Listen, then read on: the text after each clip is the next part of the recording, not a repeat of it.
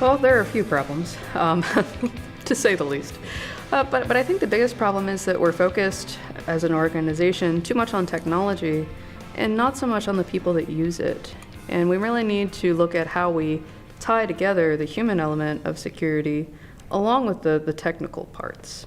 We're still getting attacked. We're still doing all kinds of new technology, next-gen firewall, red blinky box, lights, whatever. But we're still getting attacked, and they're still getting in. And they're getting in most of the time through the human element. So we need to kind of change the way that we look at the human element of security. It's really all about education. So it's not so much about, this is the way that you need to use technology. It's more of an awareness of there are bad people out there, and these are some of the ways that they use to attack you.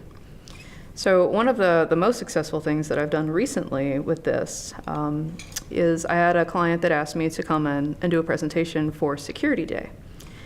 And I said, that's no problem. And I looked at last year's schedule. They said, well, we really don't have that good of a turnout. So I looked at last year's schedule, and it was full of very official-sounding briefings. I thought, I know how to fix this. So I put together a quick little, just a presentation that's meant for everybody. And I called it, How Hackers and Scammers Are Stealing Your Personal Data. And I've filled it full of just security basics. This is how you identify phishing emails. This is what, something suspicious looks like. This is what a card skimmer looks like. So I really tied everything around the people and how technology relates to them in their personal lives. And what happened was that the room was so full that they had standing room only around the edge, and then they finally had to shut the room. So when I was finished, the organizer came to me. He said, how did you do it? I said, well, how did I do what? He said, nobody comes to these things. How did you get them to show up? I said, well, I made it important to them. I didn't use the word required. I didn't use the word, annual awareness training. That none of those official phrases were involved in this at all. So I really taken that approach and just run with it. It's more about connecting with folks on a personal level instead of dictating policy.